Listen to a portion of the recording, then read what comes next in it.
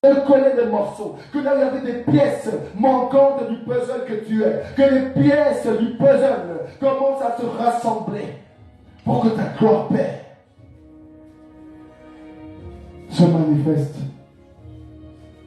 Amen. Est-ce que vous êtes là? Amen. Est-ce qu'on peut acclamer le Seigneur?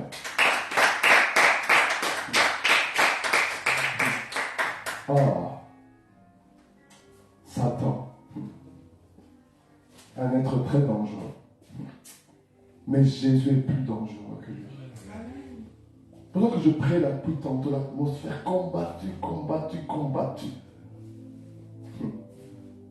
Mais ce qui me fait rire avec Satan, il se bat pour quelque chose, il se bat contre quelqu'un, or qu'il a déjà perdu.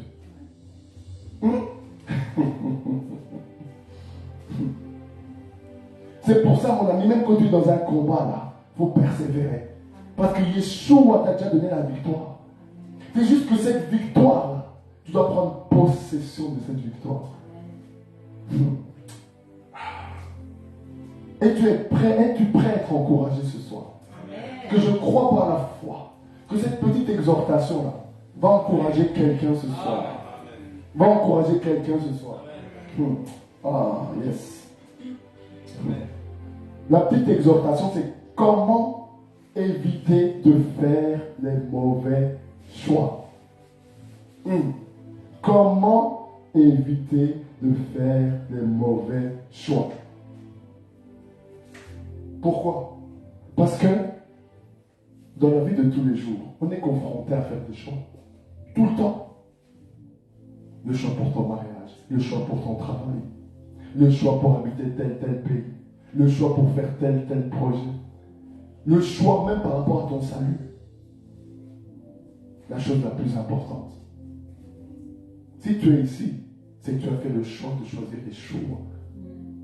Et laisse-moi déjà te dire, c'est que si déjà tu as fait le choix de choisir Jésus, tu as déjà fait le bon choix. Amen. Tu as déjà fait le bon choix. Amen. Tu es déjà dans la bonne équipe. Amen. Donc le départ est déjà réussi. Maintenant il faut terminer. Il faut achever la course comme Paul, qui a combattu le bon combat, le combat de la foi. Comment éviter de faire les mauvais choix? Merci Seigneur. Wow. Ok. On va prendre quelques passages d'abord. Après, je veux développer quelques points.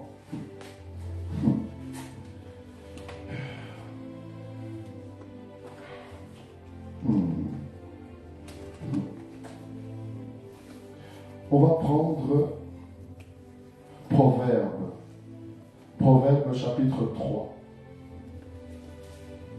Merci Seigneur. Le thème de ce soir, comment éviter de faire les mauvais choix. Ok.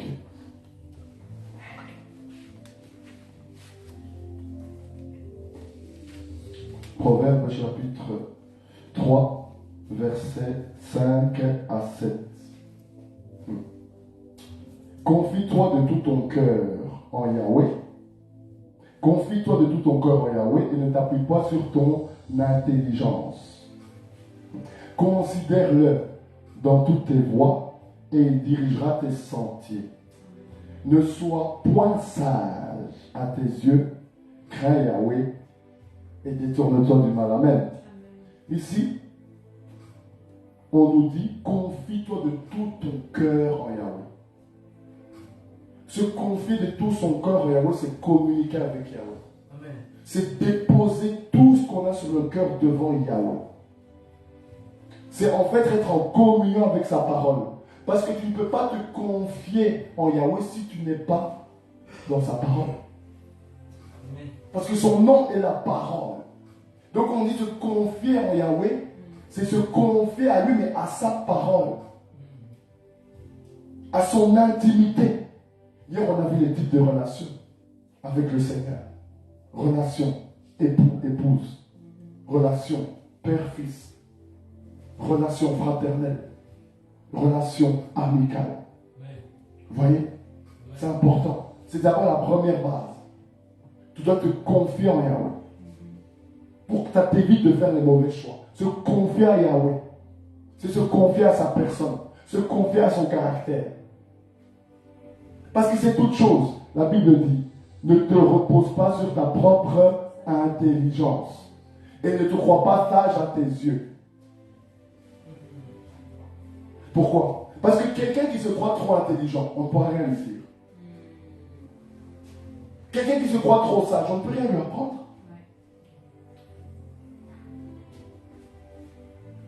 Mais quelqu'un qui sait qu'il lui manque quelque chose, il va dire non, il me manque quelque chose. Amen. Et le problème de beaucoup, c'est qu'ils pensent tout savoir. Et on ne peut rien leur dire. Et c'est ça qui bloque des choses. Qui bloque des choses. Ne sois point sage à tes yeux. Waouh, c'est fort. Ne sois point sage à tes yeux. C'est pour ça que souvent, ce n'est pas mauvais, hein, les gens qui font des grandes études, souvent ils raisonnent. Tu leur dis un truc là, la science dit que. Non, Einstein dit que. Non, Freud dit que. Non, Aristote dit que. Mais qu'est-ce que Jésus dit? Qu'est-ce que la parole dit? Non, mais dans le monde de la politique, c'est comme ça que ça fonctionne. Mais Jésus existait avant la politique. Tu crois qu'il ne sait pas comment la politique fonctionne? Tu crois que la sagesse au niveau pour faire la politique, c'est plus sage que la parole? Que Yeshua qui est la sagesse par excellence? Vous voyez la confusion? Oh non, mais dans la politique, oui, c'est pas mauvais. Évidemment, il y a un mode opératoire. Mais ce mode opératoire ne doit pas aller au-delà de la parole. Vous comprenez? Ça ne peut pas aller au-delà de la parole. On va lire 2-3 autres passages pour confirmer ça. Après, je vais citer les points. On va commencer à décoller petit à petit. Ah, Seigneur. Jacques 1. Notre frère Jacques 1. Merci Seigneur. Jacques 1, verset. Ok. Verset 5. Jacques 1, verset 5 à 8. Jacques 1, verset 5 à 8. Ok. Enfin, je vais plutôt prendre le verset 5, c'est bon.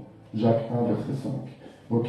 Et si quelqu'un de vous manque de sagesse, qu'il fasse quoi? Qu'il la demande à Dieu, qu'il la donne à tous libérablement et sans reproche, et elle lui sera donnée.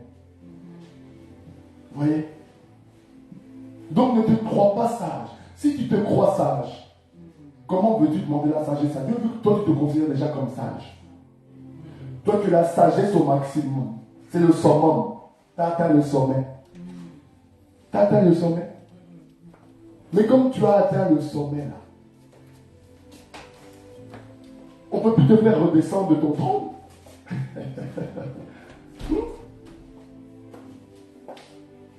Comme tu as atteint le summum, comme tu as atteint les hauteurs, comme toi tu es déjà en haut, c'est difficile de te faire redescendre sur terre. Mais si tu sais que tu es en bas et que la sagesse est en haut, tu vas faire appel à la sagesse, tu vas la tirer.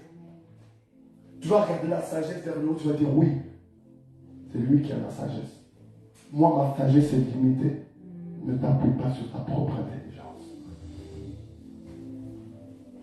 Ne t'appuie pas sur ta propre intelligence. C'est ça qui dit, s'il manque à quelqu'un la sagesse, qu'il la demande. Qu'il la demande. Comment éviter de faire les mauvais choix? Proverbe 16.3. Proverbe 16.3. Quelqu'un peut me prendre aussi. Proverbe 19.21. Et une autre personne, Psaume 37.4. Une personne peut me prendre Proverbe 19.21. 19.21. Je Je le lis au nom du Seigneur Jésus-Christ. Il y a dans le cœur de l'homme beaucoup de projets, mais c'est les desseins de l'Éternel qui s'accomplissent. Amen. Il y a beaucoup de projets dans le cœur de l'homme, mais c'est le dessein de l'Éternel qui s'accomplit. Tout le monde a tellement de choses en tête. Moi, je vais faire moi. Mais qu'est-ce que dit le Seigneur? Waouh! Donc l'être humain a tellement de projets, tellement de choses en tête. Moi, je vais aller aux États-Unis. Moi, je vais moi. Souvent, il est pressé à cause de la société. Génération McDrive. On met une pièce dans un distributeur, on appuie sur le bouton, la canette sort. On pense qu'avec Jésus, c'est comme ça. On va voir les choses rapidement. Ah, t'es pressé, toujours pressé. Moi, le temps coule. J'ai 30 ans, je ne me suis pas marié. Pressé pour tout. Waouh, c'est terrible. Vous imaginez? Tellement de projets en tête. Mais est-ce que ces projets sont alignés sur la volonté de Dieu? Ça veut dire quoi? Premièrement, il faut être connecté au Seigneur, se confier en l'Éternel. Parce qu'il sait toutes choses. Donc si tu te confies à celui qui sait toutes choses, ta situation auquel tu fais face, mais il sait. Il sait comment ça a commencé, il sait comment ça va se terminer. Vous voyez? Notre intelligence est limitée.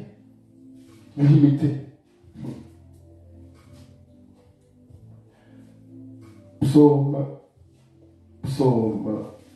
37. Ah, c'est bien. Psaume 37. Si quelqu'un peut lire. Psaume 37, verset 4 à 5. Psaume 37, Ouais. verset 4 à 5. à 5. Fais de l'Éternel tes délices et il te donnera ce que ton cœur désire. Amen. Waouh. Fais de l'Éternel tes Délices. Ah. Et il te donnera Ce que ton cœur désire. des délices. Des délices. Ça veut dire que tu dois prendre plaisir Amen. dans les choses du Seigneur. Tu dois prendre plaisir à parler au Seigneur. Tu dois prendre plaisir à passer du temps avec lui. Quand tu prends plaisir à passer du temps avec lui, il va te communiquer sa pensée. Et les mêmes désirs qu'il a deviendront des désirs à toi. Alléluia.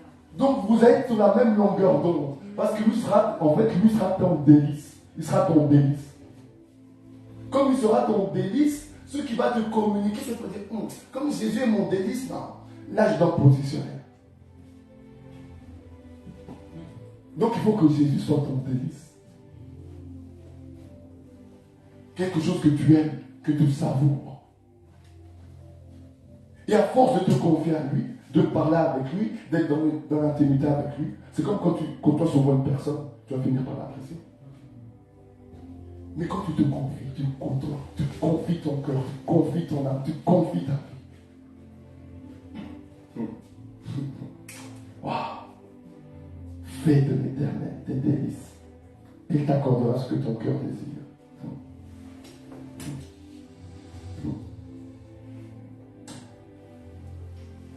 Le premier point que je veux citer pour éviter de faire le mauvais choix, c'est se laisser guider par Dieu. Se laisser guider par Dieu. On a déjà lu Proverbe 3. Maintenant, on va lire Jacques 1. Se laisser guider par Dieu, c'est le premier point. Le thème, c'est comment éviter de faire des mauvais choix. Comment éviter de faire des mauvais choix. Premier point. Ah, Seigneur, merci. Jacques 1, 25. Jacques 1, 25. Merci, Seigneur. Je lis Oui, tu peux lire. Jacques 1, 25. Mais celui qui aura plongé les regards dans la loi parfaite, la loi de la liberté, et qui aura persévéré, n'étant pas un auditeur oublieux, mais se mettant à l'œuvre, celui-là sera heureux dans son activité. Waouh, c'est fort ici. Ici, Jacques nous dit que celui qui aura plongé les regards dans la loi parfaite, ça veut dire quoi? Que tu dois avoir toujours plongé les regards dans ta parole pour te dépêtrer de certaines situations, pour éviter de faire le mauvais choix. Avoir les regards tournés vers Christ. Il y en a un qu'on appelait David. J'élève les yeux vers les montagnes. D'où me viendra mon secours? Mon secours vient de Yahweh, celui qui garde Israël, qui ne sommeille ni ne dort. Toi, il a regardé vers les montagnes, c'est-à-dire vers le royaume, vers les choses. Mais il n'y a rien ici qui puisse me sortir de ma situation. Mais quand il a commencé à regarder vers le haut, il a vu que plus haut que les montagnes, il y avait la montagne des montagnes, la montagne de Sion, la montagne de l'Éternel. Il a dit, celui qui ne sommeille ni ne dort, garde Israël. C'est de là que viendra mon secours. C'est ce qui va me permettre de faire de bons choix et éviter les mauvais choix. Waouh! Ça veut dire quoi? Si tu ne poses pas tes regards dans la parole, tu vas commencer à faire des mauvais choix. Si tu ne poses pas tes regards dans la parole, tu vas faire des choix qui vont à l'encontre de la parole. Vu que tu ne connais pas la parole, vu que tu n'as pas posé tes regards dedans, donc tu risques de faire des choses à l'encontre de la parole. Et tu vas commencer à dire, je ressens, je sens, émotion. Je connais une femme aussi qui sentait Orpa, opiniâtre. Ah oui, je sens. Son mari était décédé. Elle était attachée à Naomi. Elle venait de Moab. Mais quand son mari est mort, elle a senti, je sens. Elle a senti qu'elle devait retourner à Moab. Mais on a une autre qui a bien senti. On l'appelle Ruth, l'âme de Dieu. Elle a dit à Naomi, là où tu iras, j'irai. Ton Dieu sera mon Dieu. Donc les appels là de je sens. Tu sens sans la parole, fais attention. Tu fais des choix sans la parole, fais attention. Oh, j'ai entendu une voix, mais il n'y a pas mieux que la voix de la parole. Parce que même la voix que tu entends doit être confirmée à travers la parole. Il y a certains prophètes aussi, dont je ne citerai pas, ils ont aussi entendu des voix, ils ont aussi vu des choses. Satan aussi a une voix. Un jour, il m'a parlé, 2 fois il m'a parlé. Il m'a dit, si tu te donnes à moi, si tu me vends ton âme, je ferai de toi un footballeur professionnel. J'ai entendu comme je vous entends. Donc Satan, c'est une voix. Donc ne te dis pas, oui, j'ai entendu une voix. Discerne la voix. Comment éviter de faire le mauvais choix? D'abord avoir les regards dans la parole, se laisser guider par Dieu. Mais comment veux-tu te laisser guider par Dieu si tu n'as pas la parole? Parce qu'il t'a envoyé la parole pour te guider, justement. C'est le GPS, c'est notre recette de cuisine. Le mode d'emploi, le mode opératoire. Waouh! Oui. Donc ça veut dire que tous les choix que tu fais doivent être rattachés à la parole. Ça veut dire que si tu te présentes devant une situation, regarde dans la parole. Qu'est-ce qu'on te dit par rapport à cette situation? Et tu vas vite savoir. Mais si tu agis par émotion, non, Dieu m'a dit, les Dieu m'a dit cela. Les Dieu m'a dit, Dieu m'a dit, Dieu m'a dit, Dieu m'a dit. Il n'y a pas besoin de Dieu m'a dit. Mais maintenant, si maintenant ce que tu dis là, ça n'arrive pas, c'est comment? Dieu a menti. Dieu a menti alors. C'est grave. Ne vous précipitez pas de parler de Dieu m'a dit, Dieu m'a dit, Dieu m'a dit, Dieu m'a dit, Dieu m'a dit. Toi, Dieu te dit tout le temps. Dieu te dit tout le temps. Esprit de python.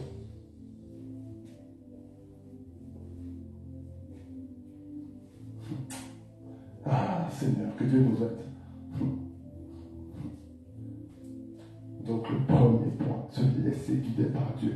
avoir les regards dans la parole, se confier au Seigneur. C'est ce qui va t'empêcher de faire des mauvais choix.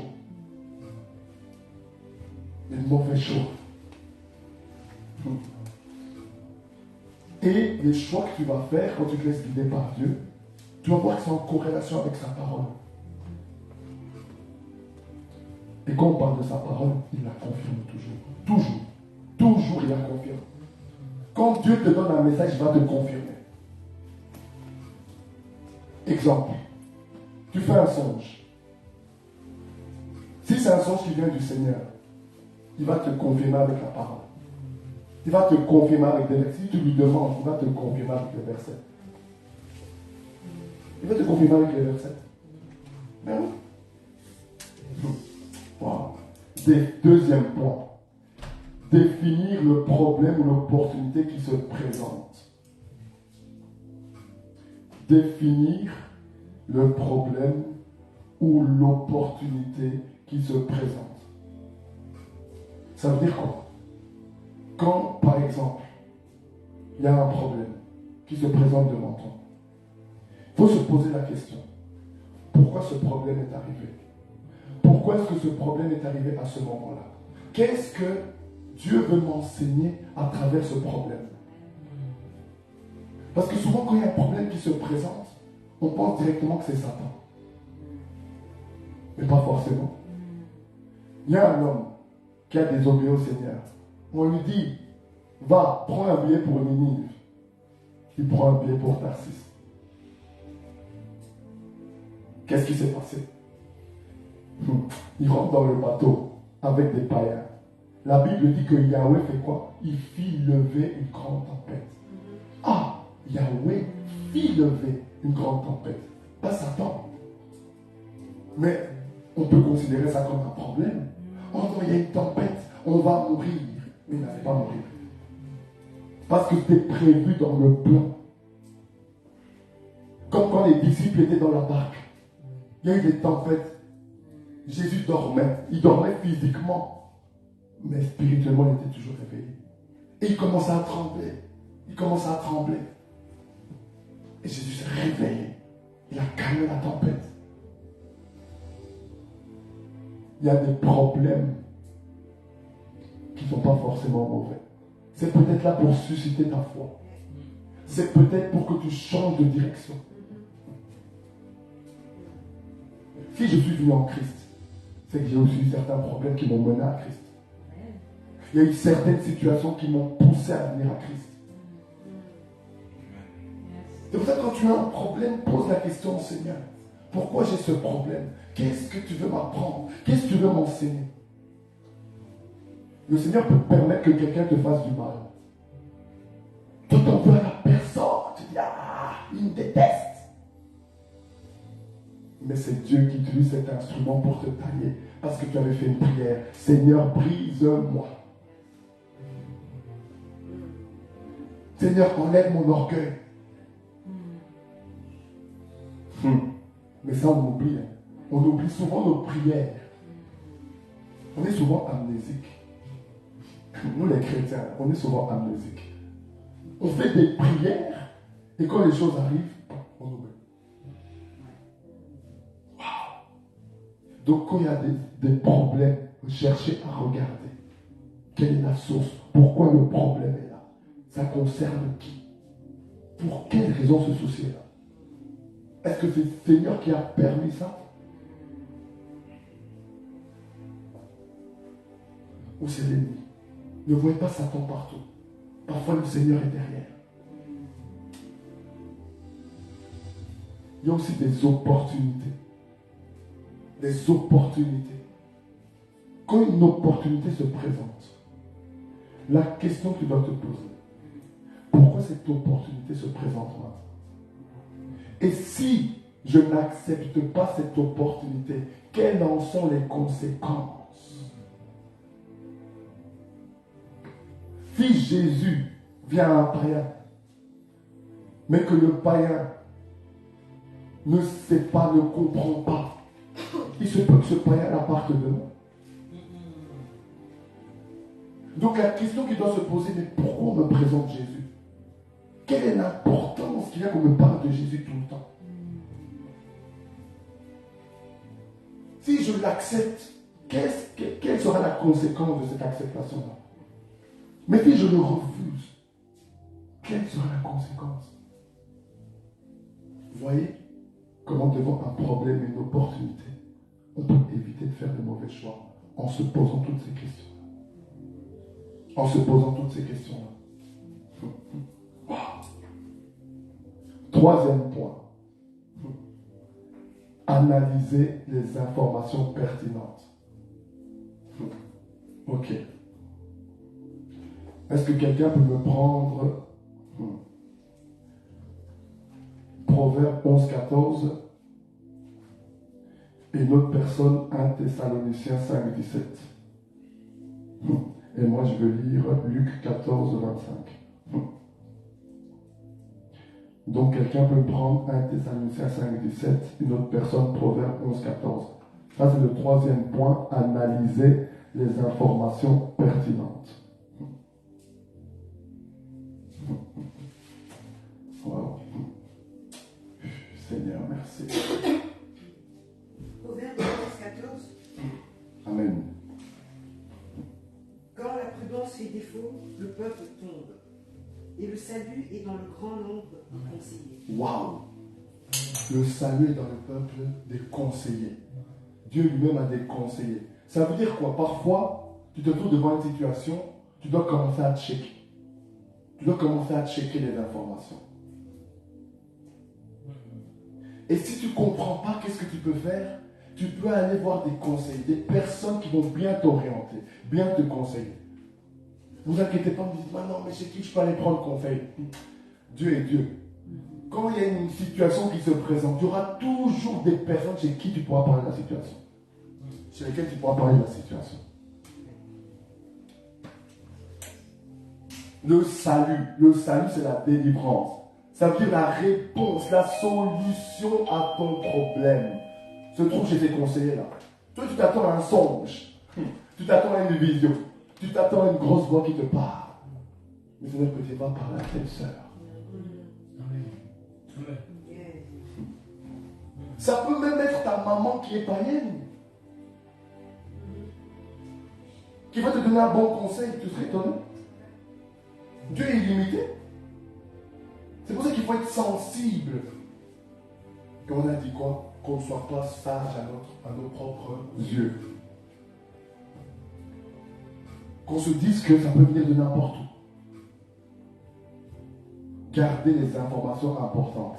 1 Thessaloniciens 5, 17. Et moi je vais lire Luc à partir du verset 25. Yes. 5, 17. Priez sans cesse. C'est ça? Descends un peu. Priez sans cesse. Rendez grâce en toutes choses, car c'est à votre égard la volonté de Dieu. C'est à votre égard la volonté de Dieu en Jésus-Christ. Continue. N'éteignez pas l'esprit. Ne méprisez pas les prophéties. Mais examinez toutes choses. Retenez ce qui est bon. Amen. Ne méprisez pas les prophéties. Mais examinez toutes choses et retenez ce qui est bon. Ça veut dire quoi? Quand tu es dans une situation, troisième point, c'est analyser les informations pertinentes. Quand tu te retrouves devant une situation, que ce soit un songe, que ce soit une vision, que ce soit une opportunité pour le travail, check, éprouve. La Bible dit, dans Nombre 31, 22, que l'or est éprouvé par le feu. Le feu, c'est la parole. Jésus, c'est le feu dévorant. Pour voir la véracité de cette chose que tu reçois, il faut l'éprouver. Il faut l'éprouver. Il faut l'éprouver. Il faut l'éprouver. Tu dois checker, regarder les informations importantes. Ne méprisez pas les prophéties, mais retenez ce qui est bon. Examinez, retenez ce qui est bon. Retenez ce qui est bon. Luc Luc 14. Luc 14. C'est toujours le troisième point. Luc 14, 25.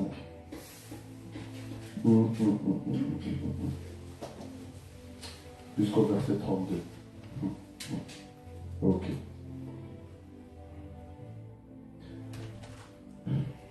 Or, de grandes foules faisaient route avec Jésus. Il se retourna et leur dit, si quelqu'un vient à moi et ne naît pas son père et sa mère, sa femme et ses propres enfants, ses frères, ses sœurs et même sa propre vie, il ne peut être mon disciple. Et quiconque ne porte pas sa croix et ne me suit pas ne peut être mon disciple. Car lequel de vous, s'il veut bâtir une tour, ne s'assied pas premièrement pour calculer la dépense et voir s'il a de quoi l'achever, de peur qu'après avoir posé les fondements, il ne puisse pas l'achever, et que tous ceux qui le verront ne commencent à se moquer de lui en disant, cet homme a commencé à bâtir, il n'a pas pu achever. Ou quel roi, s'il va faire la guerre à un autre roi, ne s'assied pas premièrement pour examiner s'il peut, avec 10 000 hommes, aller à la rencontre de celui qui vient contre lui avec 20 000 hommes. Autrement, pendant que cet autre roi est encore loin, il lui envoie une ambassade pour demander la paix. Waouh! Oui, l'analyse, analyser les informations importantes. Ici, on parle d'un homme qui veut bâtir une tour. On dit qu'il doit calculer la dépense. Il doit parler au Seigneur et analyser. Donc là, c'est la collaboration entre l'intelligence de l'homme et le Saint-Esprit. Dieu, le problème de Dieu, c'est pas qu'il ne veut pas qu'on raisonne. On peut raisonner, mais que notre raisonnement n'aille pas à l'encontre de la parole, mais que notre raisonnement soit en collaboration avec le Saint-Esprit. Oui, c'est ça la différence. Mais souvent les hommes, ils ont tellement de forteresses, ils ont tellement des raisonnements que ça étouffe la foi et la parole. Et souvent c'est ça le problème. C'est que le raisonnement, il étouffe la foi. Quatrième point.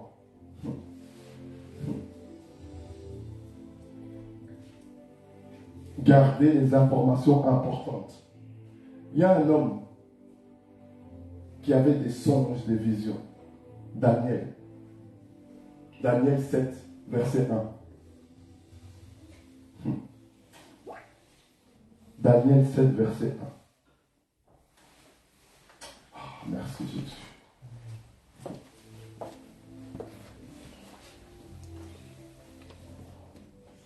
Daniel 7, verset 1. Ok.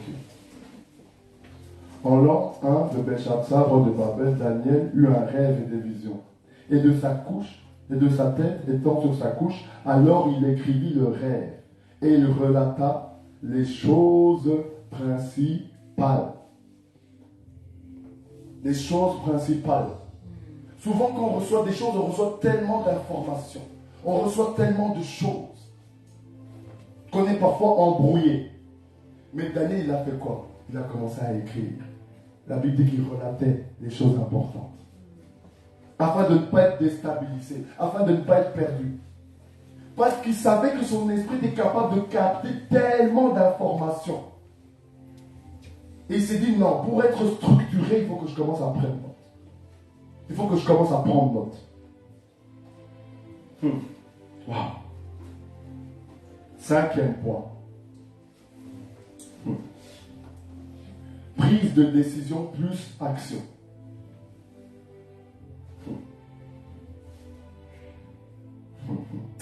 Merci Seigneur. Luc 5. Luc 5. Luc 5. Verset 1 à 6. Et après, quelqu'un pourra me prendre Psaume 20, verset 8. Donc là, on est en train de voir comment éviter de faire les mauvais choix. Comment éviter de faire les mauvais choix. Là, on est au cinquième point. Le premier point, c'était se laisser guider par Dieu. Deuxième point, c'était définir le problème ou l'opportunité qui se présente. Troisième point, c'était analyser les informations pertinentes. Quatrième point, c'était garder les informations importantes. Garder les informations importantes. Et cinquième point, c'est la prise de décision plus l'action. Comment éviter de faire les mauvais choix. Luc 5, verset 1 à 6. Wow, ok. Quelqu'un peut déjà me prendre Psaume 20, verset 8. Et là, ça va commencer à décoller petit à petit. Or, il arriva comme la foule se jeta toute sur lui pour entendre la parole de Dieu, et il se tenait sur le bord du lac de Génézareth. Et voyant deux barques qui étaient au bord du lac et dont les pêcheurs étaient descendus et lavaient leurs filets, il montait dans l'une de ces barques qui était Simon. Et il le pria de s'éloigner un peu de terre. Puis il s'assit, et de la barque il enseigna la foule, donc il, Jésus. Et quand il eut cessé de parler, il dit à Simon, avance en pleine eau et jetez vos filets pour pêcher. Et Simon répondant lui dit, Maître, nous avons travaillé toute la nuit et nous n'avons rien pris. Toutefois, à ta parole, je jetterai les filets. Ayant fait cela, ils prirent une si grande quantité de poissons que leurs filets se rompaient. Waouh! Vous voyez? Prise de décision. Il disait, mais Seigneur, c'est compliqué. Nous ici, on a pêché toute la nuit. On a envoyé le filet dans la mer, rien, bredouille. Mais là, tu nous demandes encore d'aller en plein eau, en plus en profondeur. Mais là, il y avait une différence. C'est qu'il surfait sur la parole de Dieu. Et il y avait une autre différence. C'est qu'il avait le jour avec lui. Souvenez-vous qu'on a parlé de la sanctification, je vous dis que Jésus s'appelle aussi le jour dans le monde des esprits. Donc il avait le jour avec lui. Parce que souvenez-vous quand il a péché, il dit j'ai péché pendant toute la nuit. Donc il faisait noir. Comment il pouvait voir? En plus Jésus n'était pas là. Mais là la différence c'est que le jour était avec lui. Amen. Donc automatiquement il allait voir. Ça veut dire que parfois tu as fait des choix, des mauvais choix parce que le jour n'était pas avec toi. Mais maintenant, tu vas commencer à faire les bons choix parce que le jour est avec toi. Waouh! C'est pour ça qu'il dit, mais Seigneur, on a péché toute la nuit. Néanmoins, sur ta parole. Donc il a dit, je vais surfer sur la parole. Je vais surfer sur le jour. Je veux surfer sur ton nom. Parce qu'avec ton nom en ma possession, tout est possible. Parce qu'il est la lumière du monde. Il dit, je suis la lumière du monde. Celui qui me suit ne sera plus dans les ténèbres. Amen. Et là, il a suivi la parole de Jésus qui lui a dit, va en pleine eau. Donc, en lui suivant, il y a eu un éclairage là où il faisait noir. Et quand il y a eu cet éclairage-là, il a commencé à attraper des poissons en grande quantité. Et le filet a commencé à se rompre. Il y a des soucis dans ta vie qui vont commencer à se rompre quand tu vas mettre Jésus au centre. Quand tu vas mettre le jour au centre. Parce qu'avec tes yeux charnels, tu ne peux pas bien voir. Avec ta sagesse humaine là, tu ne peux pas bien voir. Tu es un humain. Mais tu as besoin de celui qui voit tout. Ses yeux parcourent toute la terre. Toi, tes yeux là n'arrivent même pas à parcourir le mur. Et tu te crois sage. Et tu te crois malin. Tu n'arrives même pas à transpercer le mur. Et tu te crois sage. Ne sois point sage à tes yeux. Amen. Ne sois point sage à tes yeux. Vous blaguez avec Jésus. L'être aux 7 yeux. L'homme de Galilée. Waouh! Vous voyez, quand Pierre s'est appuyé sur la parole, les choses ont changé. Psaume 20, verset 8. Psaume 20, verset 8. Merci Jésus. Psaume 20, verset 8. Donc, tu vas te bousculer aujourd'hui. Si tu commences à faire les mauvais choix, tu vas commencer à arrêter de faire les mauvais choix. que tu ressors d'ici en commençant à faire les bons choix. Parce qu'un chrétien qui fait les bons choix, il avance. C'est comme un attaquant qui marque des goals tout le temps. Mais son équipe va finir par gagner. Il fait que marquer. Quand tu fais les bons choix, tu marques. Et si tu marques, c'est que dans le camp de l'ennemi, là, il y a des défaites. Sois l'attaquant de pointe de Jésus de Nazareth. Laisse-le ton passeur décisif. Laisse-le ton meneur de jeu. C'est-à-dire, laisse-le contrôler ta vie. Laisse-le te distiller les ballons. Oh. Psaume 20, verset 8. Ok. Les uns se vantent de leurs chars et les autres de leurs chevaux. Mais nous glorifions le nom de Yahweh notre Dieu. Eux, ils plient et ils tombent, nous tenons ferme et nous restons debout. Dans d'autres versions, c'est les uns s'appuient sur leurs chars et d'autres sur leurs chevaux. Ok. Ici, le mot char vient de Rekem, vient du mot Rekem. Et le char, c'est une voiture à 4 roues. C'est un bien matériel dans lequel l'humain se sent à l'aise. Et ces chars-là, ils étaient conduits par un cheval. Pour ça, il dit, les uns s'appuient sur leur char et d'autres sur leurs chevaux. Le cheval, c'est quoi? C'est un animal. Ok. 1 Corinthiens 2. Quelqu'un peut me dire 1 Corinthiens 2. Retenez bien ça. 1 Corinthiens 2, combien? Verset 13.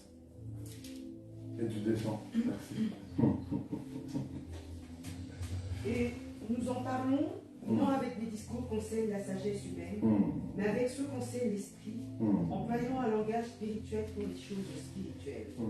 Mais l'homme animal ne reçoit pas les choses de l'esprit de Dieu, Amen. car elles sont une folie pour lui, Amen. et il ne peut les reconnaître, parce que c'est spirituellement qu'on en juge. Amen. Amen. Wow. L'homme animal. On a vu quoi de vous appuyer? Les uns s'appuient sur leurs chars, d'autres sur leurs chevaux. Et le cheval est un animal. Ça veut dire quoi? Pourquoi les gens font des mauvais choix? Parce qu'ils s'appuient sur leurs chars et sur leurs chevaux. Ils s'appuient sur leur intelligence humaine, leur intelligence diabolique. Jacques fait la différence entre les deux types de sagesse, les deux types d'intelligence. Waouh! Vous imaginez? Ça veut dire quoi? Un char, il est tiré par un animal. Et le pire, c'est que dans ce char-là, les humains s'assoient dedans, se mettent à l'aise dedans. Quand tu es dans des raisonnements humains, c'est comme si c'est un animal, un cheval qui te tire, qui te conduit. Mais moi, je préfère être conduit par l'esprit que par un animal. Que par un raisonnement, que par une philosophie. Ah non, Aristote a dit, or dans la Grèce antique,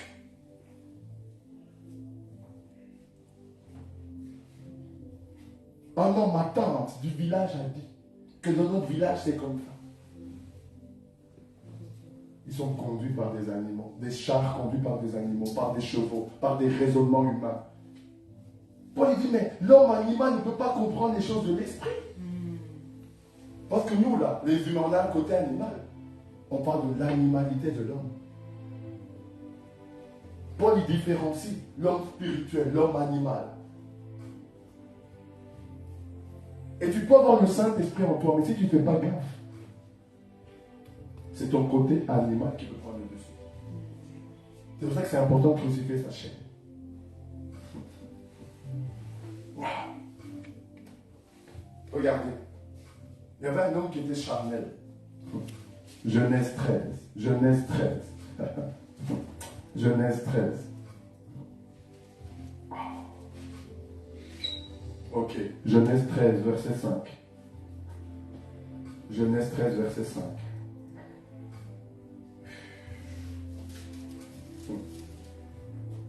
Genèse 13, verset 5. Ok.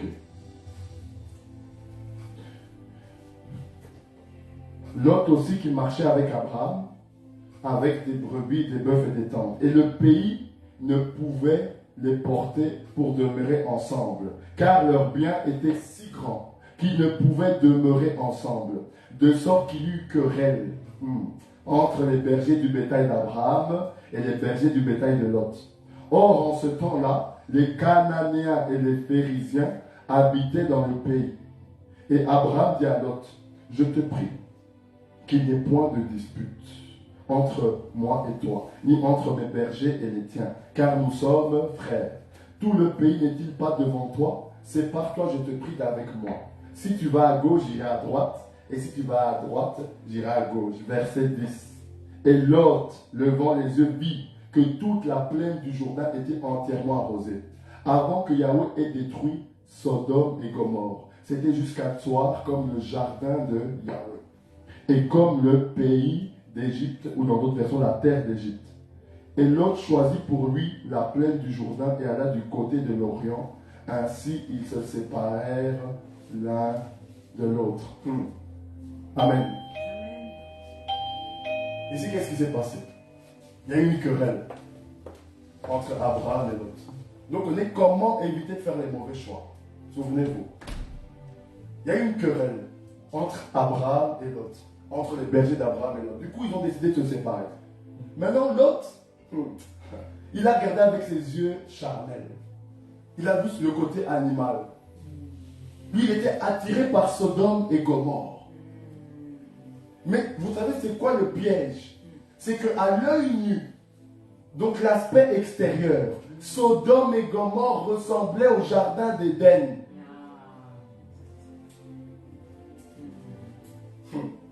Ça ressemblait au jardin et ça l'a trompé. On dit que c'est comme le jardin d'Éden, mais à l'intérieur, c'est le pays d'Égypte. Or, Égypte veut dire Mitzraïm. Mitzraïm qui veut dire terre de dépression.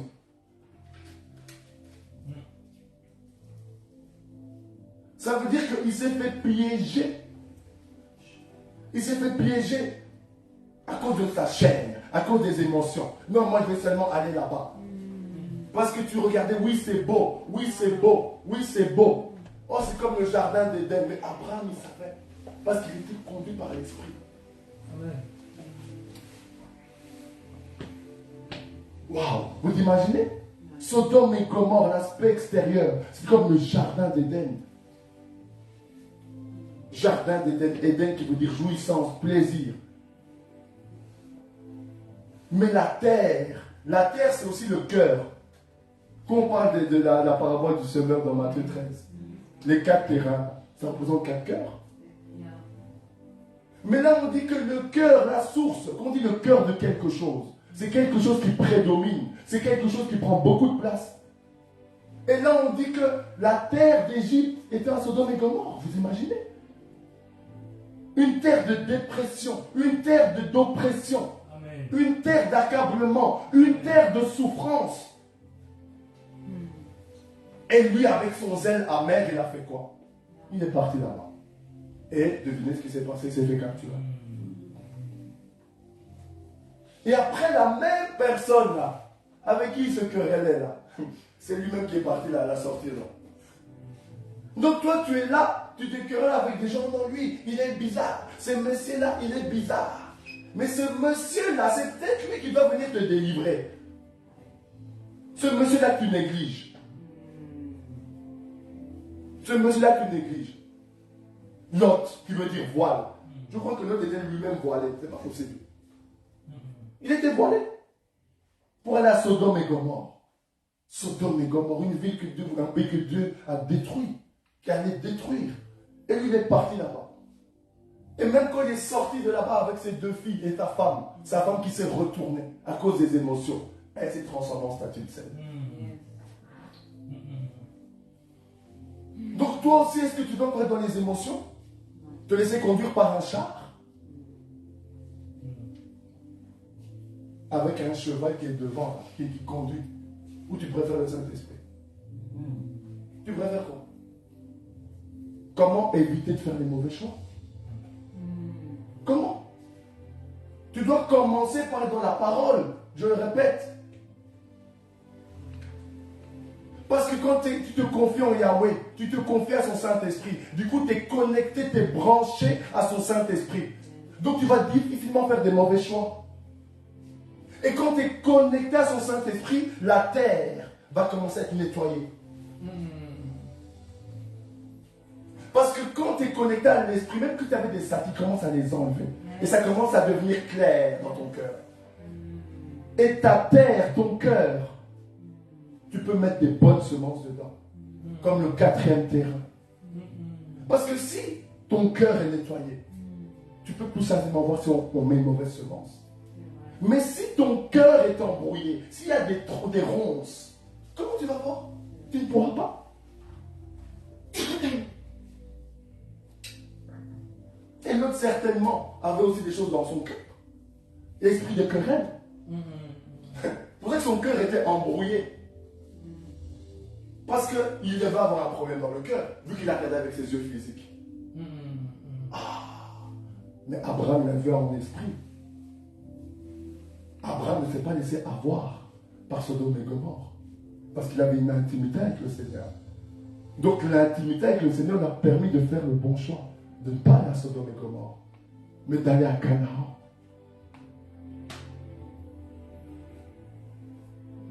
Comment éviter de faire les mauvais choix?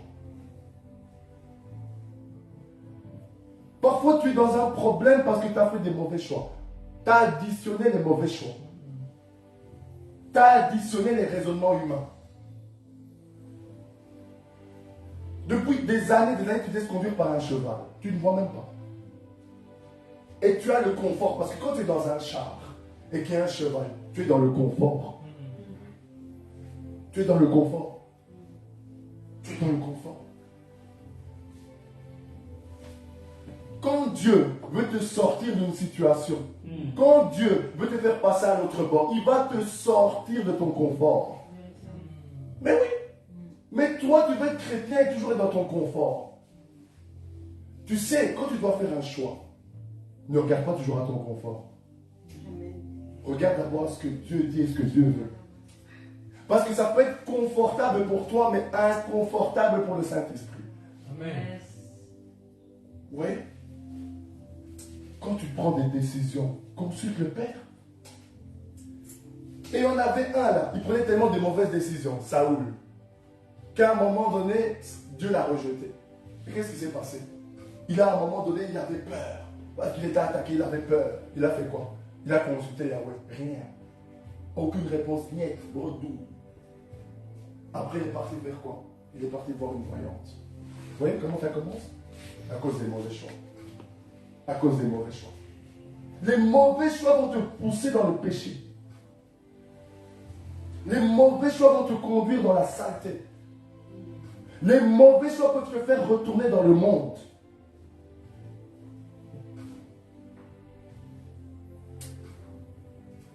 Dans tes amitiés, là, il faut commencer à trier. Il y a des amitiés là superficielles. Il y a des amitiés qui peuvent t'emmener en enfer si tu ne fais pas gaffe. Amen. Mais oui. Amen. C'est grave. Il y a des gens comme Démas qui veulent semer le trouble. Amen. Il faut arrêter ça, les amis. Amen. Ton meilleur ami, ça doit être d'abord le Saint-Esprit. Et c'est lui qui choisit tes amitiés. C'est lui qui choisit tes amitiés. Tu te dis là, oh non, mais on se connaît depuis 10 ans. Mais c'est un sorcier à côté de toi, là. C'est un sorcier. Amen. Abraham, il était de la même famille que Lot. Mais il fallait qu'à un moment il y ait une séparation. C'est-à-dire que derrière cette querelle, Dieu était quand même derrière. Parce qu'il voulait même enseigner quelque chose à Lot. Parce qu'il croyait tout savoir. Ah, ne te crois pas sage à tes yeux. Amen. Parfois, ton orgueil là, est tellement surdimensionné que Dieu doit permettre des circonstances pour que tu te... Je l'ai vécu moi-même. Je l'ai vécu moi-même. Je sais de quoi je parle. Vous inquiétez pas. On n'est pas arrivé. Dieu nous brise. Quand tu crois que tu es là, calme. Paul, là, qu'est-ce qui s'est passé? Il y avait un démon là qui le souffletait aux oreilles. Ah, mais Seigneur, comme ça, la grâce te suffit. Parce qu'il avait tellement de révélations là. C'est dit là pour calmer un peu, pour que tu ne sois pas dans l'orgueil, mon ami. On va permettre à des démons. On va un peu les déranger là. Oui. Tu dois commencer à faire les bons choix. Fais les bons choix. Les choix que tu vas faire vont conditionner tout le reste. Vont conditionner tout le reste. Même un joueur de football. Les meilleurs joueurs de football sont les joueurs qui font les meilleurs choix. Durant un match, le gars, il va avoir 5 choix, grands choix à faire et les 5 vont être bons. C'est ça qui le différencie d'un petit joueur. Un bon chrétien, c'est quelqu'un qui fait les bons choix. Il ne suffit pas de dire oui à Jésus, mais tu dois dire oui à Jésus, mais à tout ce que ça engendre. Si ça engendre la persécution, tu dois dire oui. Si ça engendre la souffrance, tu dois dire oui. Si tu dois quitter ta famille, tu dois dire oui. Si tu dois quitter ton pays, tu dois dire oui. Tu dois quitter ton boulot, tu dois dire oui. Tu dois quitter ton équipe de foot, tu dois dire oui. Jésus n'est pas là pour te faire plaisir. Mais il est là pour que sa gloire se manifeste. Et que tous ces connaissances de son nom et de sa parole. Ce message est vraiment pour que tu commences à faire les bons choix.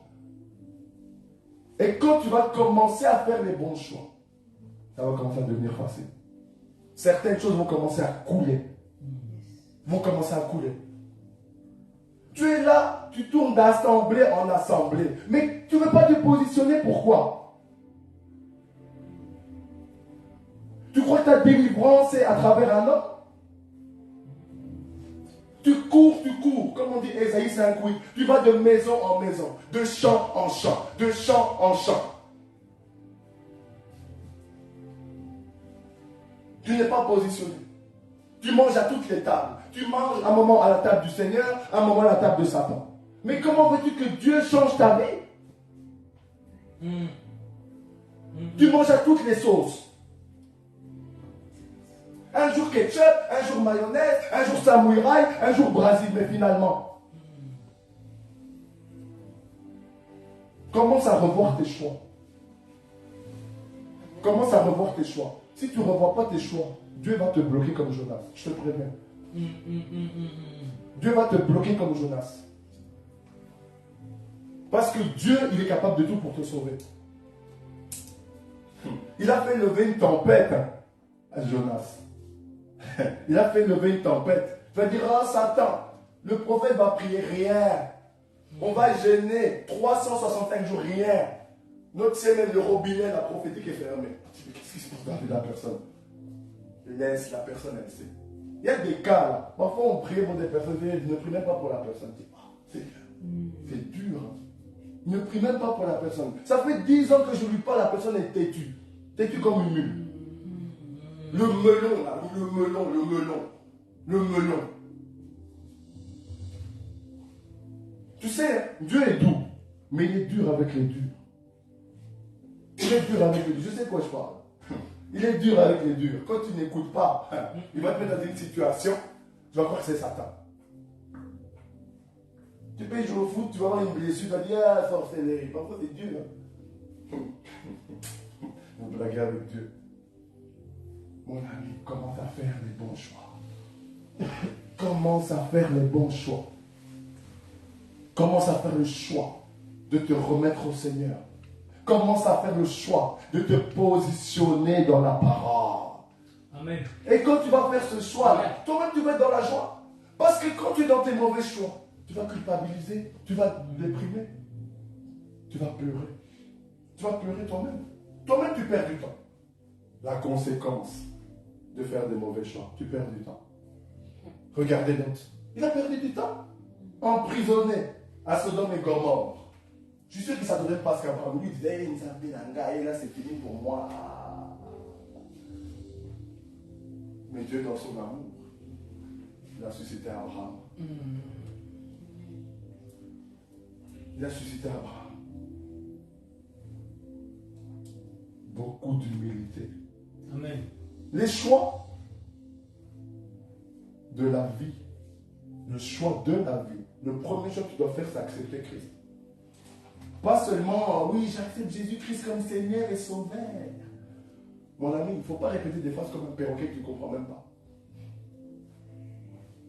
La repentance, ce n'est pas pleurer. La repentance, c'est changer. Changer de manière de vivre, changer de comportement, changer d'attitude, changer de langage. Oh non, lui il est bizarre. Pourquoi tout le monde est bizarre, mais toi tu ne vois pas que toi-même tu es bizarre? Amen. Pourquoi ne vois-tu l'œil, la paille dans l'œil de ton frère, mais tu ne vois pas la poutre qu'il y a dans ton œil? Pourquoi? Parce que tu as été blessé. Tu as été blessé. C'est pas parce que quelqu'un t'a blessé en 1980 que nous on doit subir les conséquences. De toute façon, tu perds du temps.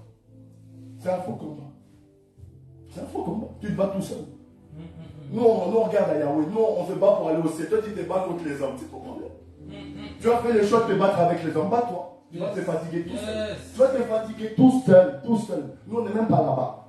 Nous, on a des âmes à gagner. On a des gens. Il y a des âmes qui doivent venir. Vous venez avec des bêtises. On n'a pas besoin de vos bêtises. Moi, je parle. Je n'ai pas peur. Je parle. Yes. On est là pour gagner des âmes. Le temps est compté. Parce que Jésus revient. Et vous voulez nous distraire avec vos bêtises. On n'a pas le temps. Moi, je n'ai pas le temps pour des bêtises. Je n'ai pas le temps pour des bêtises. Mais si tu es là, tu veux marcher main dans la main. Gagner des âmes.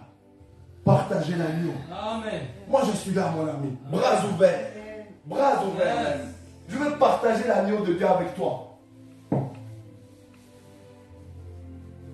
C'est un message vraiment pour te réveiller, pas pour te condamner. Parce que Jésus t'aime. Jésus t'aime.